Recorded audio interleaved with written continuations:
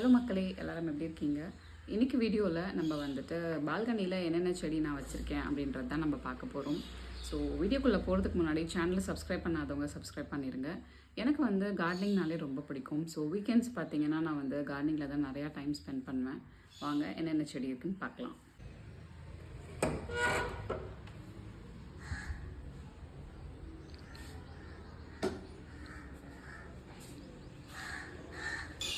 இங்கே ஒரு சின்ன தொட்டியில் வந்து புதினா வச்சுருக்கேன்.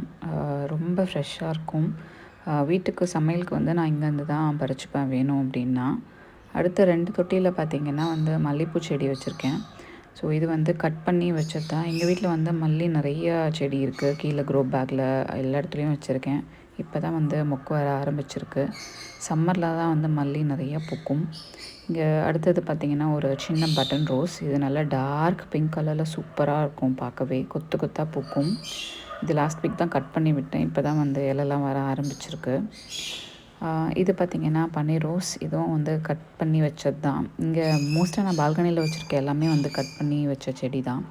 இது வந்துட்டு பெரிய செம்பருத்தி, நல்லா ஆரஞ்சு கலரில் ரொம்ப பெருசாக பூக்கும், அழகாக இருக்கும். இது வந்துட்டு பார்த்திங்கன்னா சாமந்தி. இதுவும் மொட்டு வந்திருக்கு, இனிமேல் தான் பூக்கும்.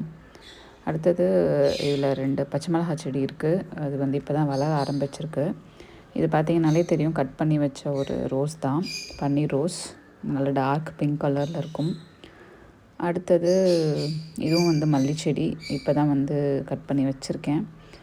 இங்கே 2 தொட்டியில் பார்த்திங்கன்னா சாமந்தி இருக்குது. அது மொட்டு வந்து பூவும் வர ஆரம்பிச்சிருச்சு. 2-3 நாளில் நல்லா இது வந்து சூப்பராக பூத்துரும். அடுத்த தொட்டியில் ஒரு பன்னீர் ரோஸும் இருக்குது. ஒரு தக்காளி செடி அதுவே தானாக முளைஞ்சது, அதனால் நான் அப்படியே விட்டுட்டேன். இந்த ரோஸ் பார்த்திங்கன்னா கொடி மாதிரி அழகாக வளர்ந்துருக்கு. அதை ஒரு கயிறு போட்டு கட்டி வச்சுருக்கேன், மொட்டும் வந்துருச்சு. இது பார்த்திங்கன்னா ஒரு சின்ன தொட்டியில் வந்து கப்பீஸ் வளர்த்துட்ருக்கோம். ஆஃபீஸ் கிளம்புறதுக்கு முன்னாடி கண்டிப்பாக நான் வந்து கப்பீஸ்க்கும் லவ் பேர்ட்ஸ்க்கும் ஃபுட்டெல்லாம் கொடுத்துட்டு செடிக்கு எல்லாத்துக்கும் தண்ணி ஊற்றிட்டு அதுக்கப்புறம் தான் என்னோடய டெய்லி ஒர்க்கே வந்து ஸ்டார்ட் ஆகும்.